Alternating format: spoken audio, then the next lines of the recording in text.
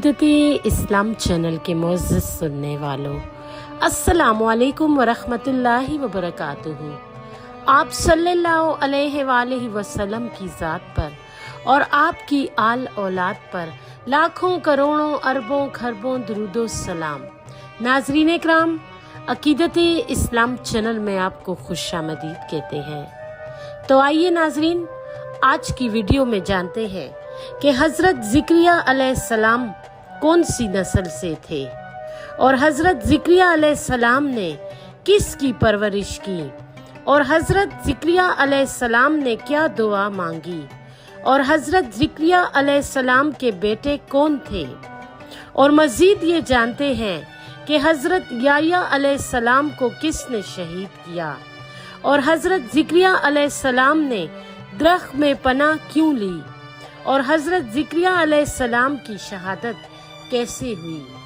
तो नाज़रीन, चलिए अपना कीमती वक्त ज़ाया किए बगैर अपने असल टॉपिक्स की तरफ बढ़ते हैं। जज़ाकल्लाह खैर। नाज़रीन इकराम, कुरान करीम में हज़रत ज़िक्रिया अलैहिस्सलाम का जिक्र 4 सूरतों आल इमरान, सूरह इनाम, मरियम और सूरह अंबिया में आया है। आपकी हयात तैयबा के हालात तफसील से मालूम नहीं, सिर्फ ये पता है कि आप अलैहिस्सलाम हज़रत सुलेमान के बेटे रिजसाम की नस्ल से थे और आपकी जोजा अलिशबा यानी एलिज़ाबेथ हज़रत आरून अलैहिस्सलाम की नस्ल से थीं। आप हैकल सुलेमान की खिदमत पर मामूर थे। अलिशबा की एक और बहन थी जिसका नाम हन्ना था। ये इमरान की जोजा और हज़रत मरियम की वालिदा थीं। यूं रिश्ते में अलिशबा हज़रत ईसा अलैहिस्सलाम के नाना और इनकी बीवी नानी थी।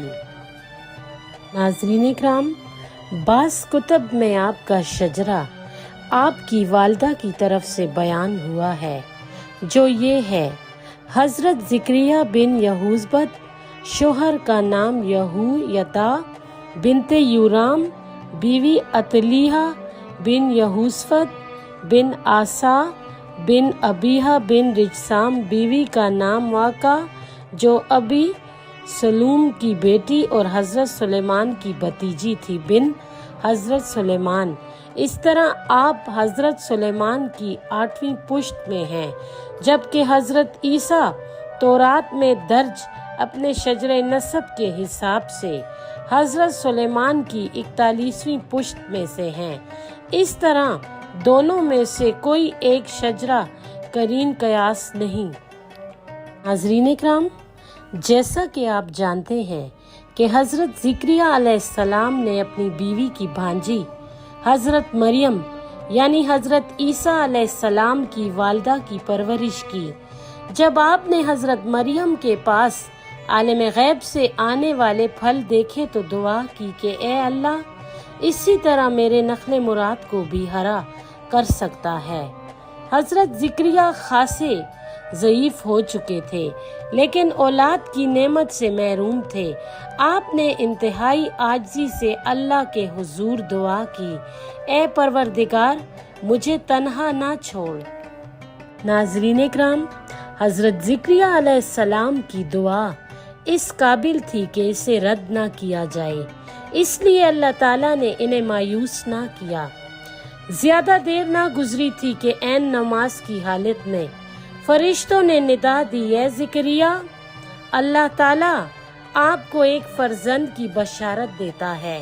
इसका नाम याह्या होगा और ये इससे पहले किसी का नहीं हुआ। हज़रत ज़िक्रिया अलैहिस्सलाम इस आवाज़ को सुनकर हैरान रह गए, मगर आपकी ये हैरत मुसरत और खुशी की बिना पर थी। आपने दरियाफ्त किया कि मुझे फर्जंद किस तरह अता किया जाएगा, हालांकि मैं और मेरी बीवी बहुत ही बूढ़े हो चुके हैं और मेरी बीवी भी औलाद के काबिल नहीं। नाज़रीन इकराम, फरिश्तों ने हज़रत ज़िक्रिया अलैहिस्सलाम के जवाब में कहा, क्या वो खुदा जिसने तुझको अदम से आलम वजूद में भेजा इस बात पर कादिल नहीं کہ بڑھاپے کے عالم میں خلاف عادت و فطرت تجھے فرزند عطا کر دے۔ حضرت زکریا نے اللہ تعالیٰ سے خواہش ظاہر کی کہ اس عطا سے قبل اس کی کوئی نشانی مجھے بتا دی جائے۔ اللہ تعالیٰ نے جواب میں فرمایا، ہمارے وعدے کی تکمیل کی نشانی یہ ہوگی کہ اس سے 3 دن پہلے تیری زبان بند ہو جائے گی۔ اس بات سے تو اپنی مراد کے حصول کا یقین کر لے گا۔ ناظرین اکرام، اللہ تعالیٰ نے عین بڑھاپے اور نا امیدی کی حالت میں حضرت زکریا علیہ السلام کو یحییٰ نام کا پاکیزہ فرزند عطا فرمایا، اور کم عمری کی حالت میں ہی حضرت یحییٰ علیہ السلام کو عقل و حکمت اور نبوت سے سرفراز فرمایا۔ جہاں تک زبان کی بندش کا معاملہ ہے تو حضرت زکریا علیہ السلام کو مستقل گونگا نہیں بنایا گیا، بلکہ زبان میں قوت گویائی کے صحیح سالم رہنے کے باوجود علامت کے طور پر خاموش رہے، اور من جانب اللہ زبان میں رکاوٹ پیدا ہو گئی۔ ناظرین اکرام، ایک حدیث سے معلوم ہوتا ہے کہ آپ قزم معاش کے لیے نجاری کا پیشہ کرتے تھے۔ آپ کے صاحبزادے یعنی حضرت یحییٰ علیہ السلام کو آپ کی حیات میں ہی شہید کیا گیا۔ انجیل سے معلوم ہوتا ہے کہ حضرت زکریا علیہ السلام کو بھی شہید کیا گیا، لیکن شہادت کے اسباب بیان نہیں ہوئے۔